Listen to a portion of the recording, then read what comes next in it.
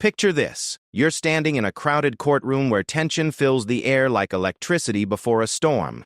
A young man in handcuffs thinks he can intimidate anyone who crosses his path. He's built his reputation on fear and disrespect, believing that his aggressive attitude makes him untouchable.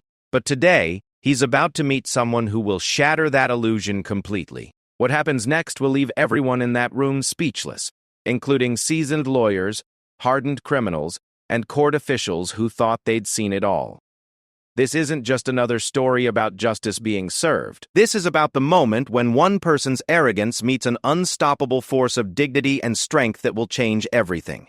The female officer standing across from him doesn't look intimidating.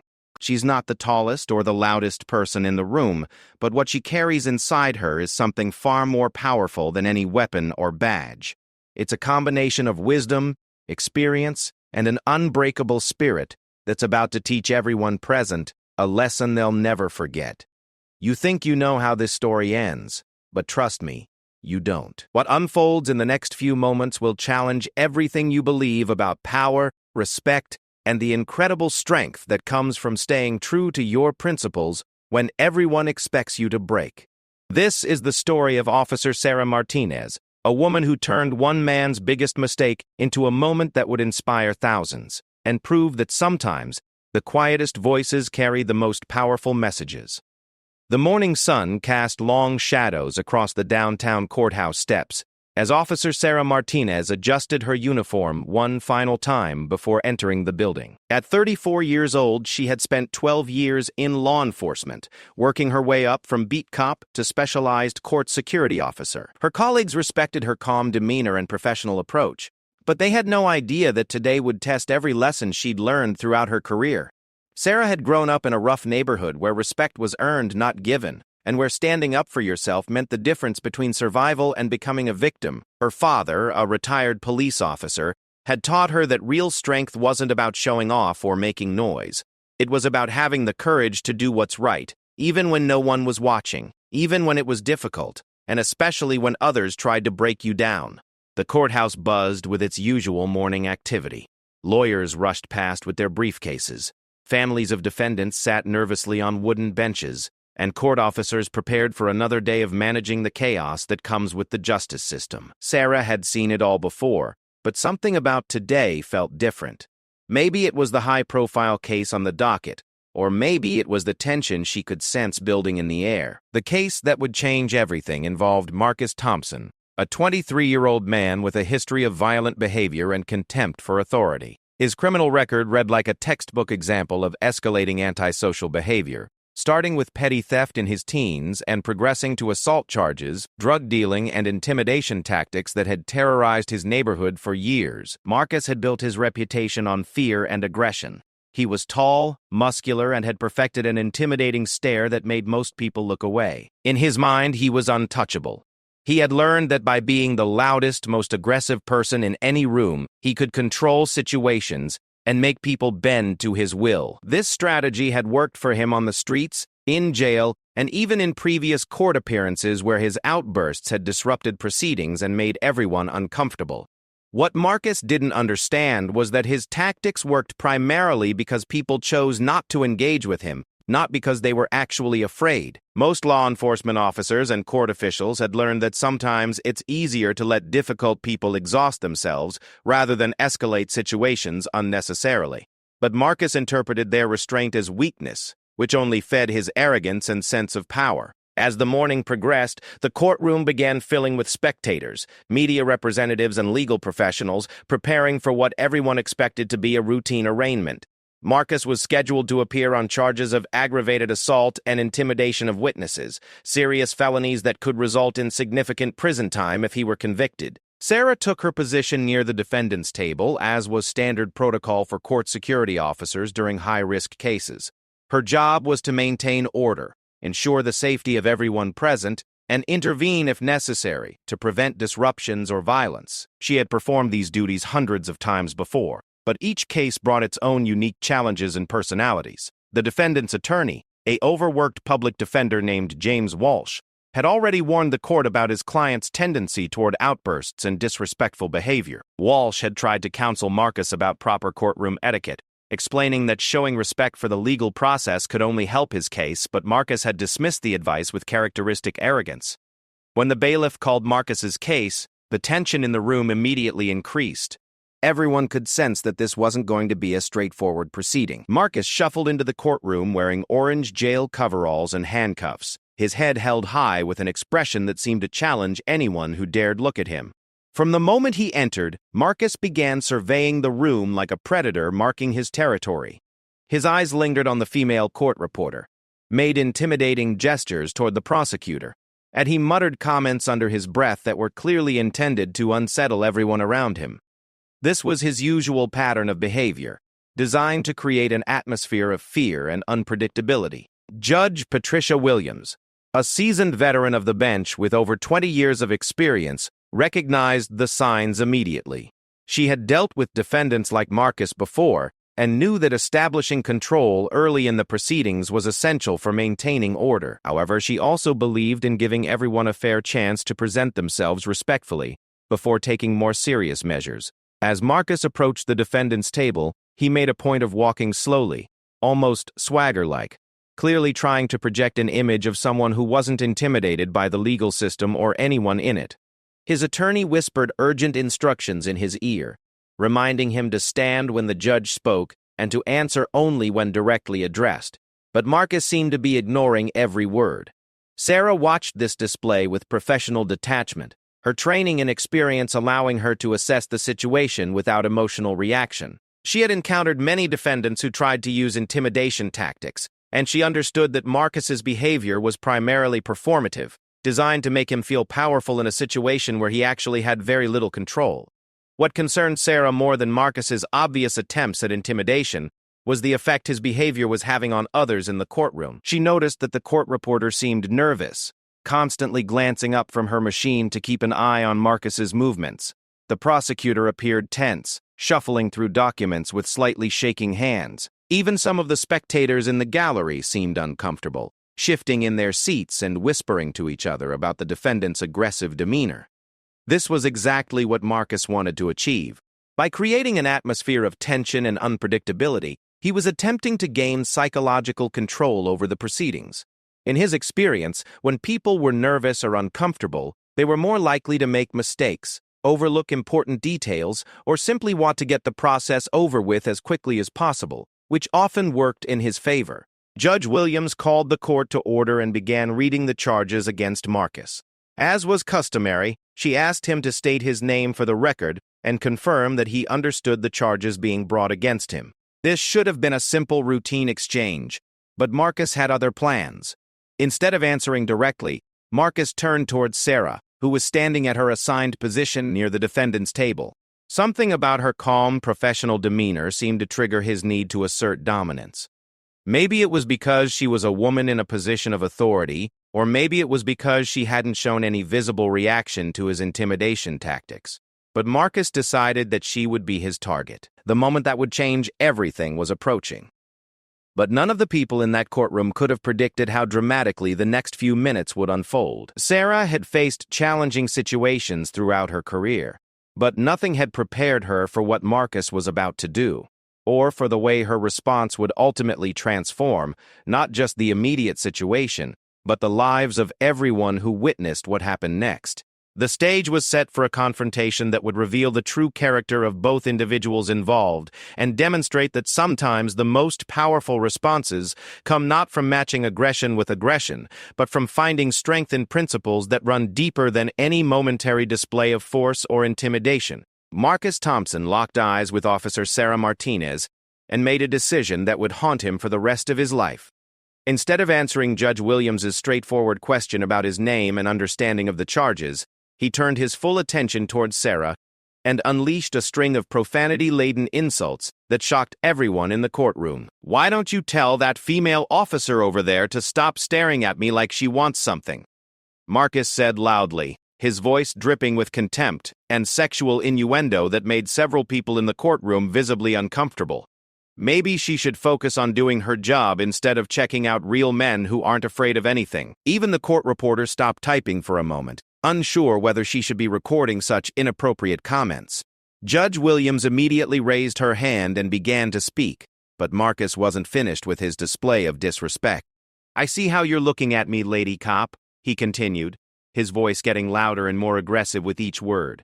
"You think you're tough because you've got that uniform on, but I've handled tougher women than you with my eyes closed.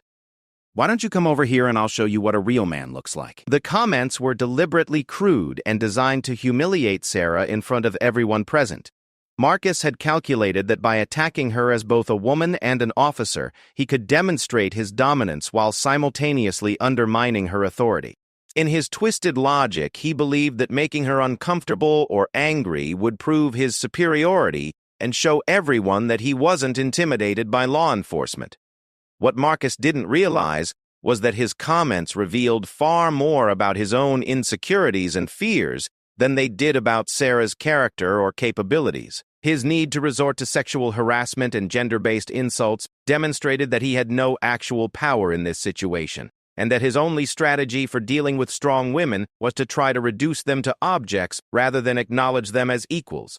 Sarah felt the eyes of everyone in the courtroom turning toward her, waiting to see how she would respond to this public humiliation. Her first instinct was anger, which would have been completely natural and justified given the circumstances. Her second instinct was to respond with equal aggression, to put Marcus in his place with harsh words or physical restraint that would demonstrate her authority and end his disrespectful behavior immediately. But Sarah had learned something important during her 12 years in law enforcement that Marcus had never understood in his 23 years of life. She had learned that real strength isn't about winning individual battles or proving that you're tougher than someone else. Real strength is about maintaining your principles and dignity, even when others try to drag you down to their level. Instead of responding with anger or aggression, Sarah took a deep breath and remained completely still. She didn't break eye contact with Marcus, but her expression didn't change. She didn't blush, didn't look away, and didn't give any indication that his words had affected her emotionally. This lack of reaction seemed to confuse and frustrate Marcus, who had expected either tears, anger, or some kind of defensive response that would validate his sense of power. Judge Williams had heard enough. She slammed her gavel down with unprecedented force and began addressing Marcus in a voice that carried the weight of 20 years of judicial authority. "Mr. Thompson, you will address this court with respect, and you will refrain from making inappropriate comments to court officers or anyone else in my courtroom." But Marcus was too caught up in his performance to listen to reason. He had committed to his course of action and couldn't find a way to back down without losing face, which his fragile ego couldn't tolerate. Instead of apologizing or even acknowledging the judge's warning, he decided to escalate the situation further. "I'm not talking to you, Lady Judge," Marcus said with shocking disrespect. "I'm talking to the female officer who thinks she's hot stuff. Maybe you should let real men handle real business instead of hiding behind your robes and badges." The audacity of his comments left everyone speechless.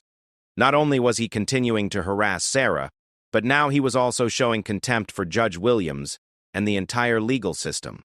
Court officers began moving closer to the defendant's table, preparing to physically restrain Marcus if necessary, but Sarah raised her hand slightly, signaling that she wanted to handle the situation herself. This small gesture surprised everyone in the courtroom, including Marcus, who had expected his behavior to result in immediate physical confrontation or removal from the courtroom. Instead, Sarah took a single step forward, placed her hands behind her back in a position of formal attention, and began to speak in a voice that was calm, clear, and carried an authority that had nothing to do with her uniform or badge. "Thompson," she began, using his formal name despite the fact that he had addressed her in the most disrespectful manner possible. "I want you to know that I've been listening to everything you've said, and I understand that you're trying to make me feel small and powerless. You're trying to reduce me to something less than human because you think that will make you feel stronger." Marcus started to interrupt, but something in Sarah's tone made him pause. There was no anger in her voice, no defensiveness, and no fear. Instead, there was a quality that he had never encountered before in any of his previous attempts at intimidation. It was the sound of someone who was completely secure in their own worth and completely unimpressed by his attempts at psychological manipulation. "But here's what I want you to understand," Sarah continued, her voice growing stronger with each word. "Your words don't define me, and your behavior doesn't diminish me. You can call me names, You can try to embarrass me, and you can attempt to make me feel afraid, but none of that changes who I am or what I represent." The courtroom was absolutely silent now. Everyone was listening intently to this unexpected response, including Judge Williams, who had been prepared to have Marcus removed, but now found herself curious to hear what Sarah had to say. "I represent every woman who has ever been told she wasn't strong enough, smart enough, or worthy enough to do her job," Sarah said, her words carrying the weight of personal experience and professional conviction. "I represent every person who has chosen to serve their community, despite facing disrespect and harassment from people who mistake cruelty for strength." Marcus tried to interrupt again, but Sarah continued speaking, her voice never wavering or losing its professional tone. "Most importantly, Mr. Cogdeke Thompson, I represent the possibility that people can change, that they can choose respect over disrespect, and that they can find real strength in lifting others up rather than tearing them down. That's an opportunity that's available to you right now, in this moment, if you choose to take it." The response was unlike anything anyone in that courtroom had ever witnessed. Instead of matching Marcus's aggression with equal force, Sarah had chosen to respond with dignity, wisdom, and even compassion. She had acknowledged his attempt to hurt her without allowing it to succeed, and she had offered him a path toward redemption rather than simply seeking revenge or punishment. Marcus stood there, his mouth open, completely unprepared for this type of response. Throughout his life, he had learned to deal with anger, fear, and aggression, but he had no experience with someone who could remain calm and compassionate in the face of deliberate disrespect. For the first time in years, he found himself genuinely speechless, not because he was intimidated, but because he was confused by an approach to conflict that he had never encountered before. The transformation in the courtroom atmosphere was immediate and profound. The tension that had been building throughout the morning began to dissipate, replaced by something that felt almost sacred. People who had been preparing for confrontation found themselves witnessing something entirely different, something that challenged their assumptions about power, strength, and the nature of true authority. The silence that followed Sarah's words seemed to stretch on forever. Marcus Thompson stood frozen at the defendant's table, his usual arsenal of intimidation tactics suddenly useless against an opponent who refused to play by the rules he understood. For the first time in his adult life, he found himself face to face with someone who possessed a type of strength he had never encountered before. Judge Williams, who had presided over thousands of cases during her career, later said that she had never witnessed anything quite like what happened next. Instead of the escalation and confrontation that everyone expected, something extraordinary began to unfold in her courtroom. Marcus's aggressive posture slowly began to change. His shoulders, which had been pulled back in a display of dominance, started to relax. His hands, which had been clenched into fists, gradually opened. Most remarkably, his facial expression began to shift from one of contempt and anger to something that looked almost like confusion and curiosity. "I don't understand," Marcus said quietly, his voice barely audible after the booming aggression he had displayed just moments before. "Why aren't you fighting back? Why aren't you trying to hurt me back?" Everyone had done so. Sarah maintained her professional posture, but there was something gentle in her expression as she responded. "Because hurting you back wouldn't solve anything, Mr. Thompson. It wouldn't make me feel better, it wouldn't help you become a better person, and it wouldn't serve the community that I've sworn to protect and serve." These words hit Marcus with unexpected force. Throughout his life, he had been surrounded by people who either responded to his aggression with equal aggression or who backed down in fear. He had never encountered someone who chose a third option, someone who could acknowledge his hostility without being consumed by it or intimidated by it. "But I was disrespectful to you," Marcus said, his voice growing even quieter. "I said terrible things. I tried to make you feel bad in front of all these people." Sarah nodded slightly. "Yes, you did. And those words were hurtful and inappropriate. But I have a choice about how to respond to that behavior. Just like you had a choice about how to behave in the first place. I'm choosing to respond with dignity because that's who I am. Not because of anything you did or didn't do." The court reporter, who had been nervously watching this entire exchange, later described feeling like she was witnessing something historic. The lawyers present, who were used to adversarial proceedings and confrontational tactics, found themselves leaning forward in their seats, completely absorbed by this unexpected turn of events. Marcus looked around the courtroom and seemed to see it clearly for the first time. He noticed the fear in the eyes of some spectators, the tension in the shoulders of the court officers, and the disappointment in his attorney's expression. But more than anything else, he saw the dignity and composure of the woman he had tried so hard to humiliate and intimidate. "I've never met anyone like you," Marcus admitted, his voice breaking slightly. "Everyone in my life, when I act like this, they either get scared or they get angry and try to hurt me back. You're not doing either of those things." Sarah took another small step forward, but her movement was clearly non-threatening. "Find samples. Thompson, can I tell you something that might help you understand?" Marcus nodded, apparently too overwhelmed to speak. "When I was growing up, I knew people who acted a lot like you've been acting today," Sarah began.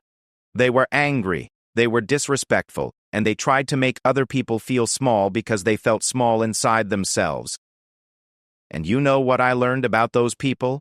Marcus shook his head, waiting for her answer. "I learned that underneath all that anger and aggression, they were usually people who had been hurt badly by someone else. They were people who had learned that the world was a dangerous place where you had to attack first or risk being attacked. They were people who had never experienced the kind of love and respect that makes you want to treat others with love and respect." These words seemed to hit Marcus like a physical blow. His eyes filled with tears that he tried desperately to hide, but everyone in the courtroom could see that Sarah's words had reached something deep inside him. "I'm not making excuses for your behavior," Sarah continued. "What you said to me was wrong and it was hurtful. But I believe that people can change, and I believe that you have the capacity to become someone who builds others up instead of tearing them down." Judge Williams, who had been prepared to hold Marcus in contempt of court and possibly add additional charges for his behavior, found herself reconsidering her approach. She had never seen a defendant respond to kindness and dignity with such obvious emotional impact. "Mr. Thompson," the judge said gently, "Officer Martinez has shown you something extraordinary today. She has shown you what it looks like to respond to disrespect with grace and to hostility with humanity. The question now is what you're going to do with that gift." Marcus wiped his eyes and took a shaky breath. When he spoke, his voice was completely different from the aggressive, intimidating tone he had used earlier. "Officer Martinez, I owe you an apology. What I said to you was wrong, and it was cruel, and it came from a place inside me that I'm not proud of." Sarah nodded, acknowledging his words. "I accept your apology, Mr. Thompson." But Marcus wasn't finished. "I want to understand something, though. How did you stay so calm? How did you not get angry when I was trying so hard to make you angry?" Sarah's response would later be quoted in newspapers, shared on social media, and remembered by everyone who heard it. "I stayed calm because I know who I am, Mr. Thompson. I know my worth, I know my purpose, and I know that my value as a person doesn't depend on how other people choose to treat me. When you know those things about yourself, other people's words can hurt you, but they can't destroy you." The transformation in Marcus was visible to everyone present. His attorney, James Walsh, later said that in 20 years of practice, he had never seen a client undergo such a dramatic change in personality and demeanor in such a short period of time. Judge Williams made an unprecedented decision. Instead of proceeding immediately with the arraignment, she called for a brief recess and asked to speak with both the prosecutor and defense attorney in her chambers. When court reconvened 30 minutes later, she announced that Mr. Thompson had requested to enter a guilty plea to the charges against him, and that he wanted to make a statement to the court. Marcus stood up, his posture now respectful and humble, and addressed the courtroom. "I want to apologize to everyone here for my behavior earlier today. I want to especially apologize to Officer Martinez, who showed me what real strength looks like. I also want to thank her for teaching me something I never learned before today." He paused, gathering his thoughts before continuing. "I learned that you don't have to tear other people down to build yourself up. I learned that real power comes from lifting others up, not from making them feel afraid or small. and I learned that it's never too late to choose to be a better person than you were yesterday. The judge sentenced Marcus to prison time for his crimes, but she also arranged for him to participate in anger management counseling and community service programs that would allow him to work with other young men who were struggling with similar issues. Sarah's response to Marcus's disrespectful behavior became a powerful example that spread far beyond that single courtroom. Videos of witness accounts went viral on social media, and her approach was studied by law enforcement agencies, educators, and conflict resolution specialists around the country. But perhaps the most important impact was on Marcus himself. During his time in prison, he completed his GED, participated in vocational training programs, and became a mentor to younger inmates who were struggling with anger and violence. When he was released 18 months later, he got a job at a community center working with at-risk youth, sharing his story and teaching others about the power of choosing respect over retaliation. Sarah continued her work as a court security officer, but she also began speaking at police academies and community organizations about conflict de-escalation and the importance of responding to aggression with dignity rather than matching force with force. Years later, Marcus and Sarah would occasionally cross paths at community events, and their interaction that day in the courtroom would be remembered as a perfect example of how one person's choice to respond with grace and wisdom rather than anger and retaliation can literally change lives and transform communities. The story of their encounter became a reminder that real strength isn't about winning fights or proving dominance over others.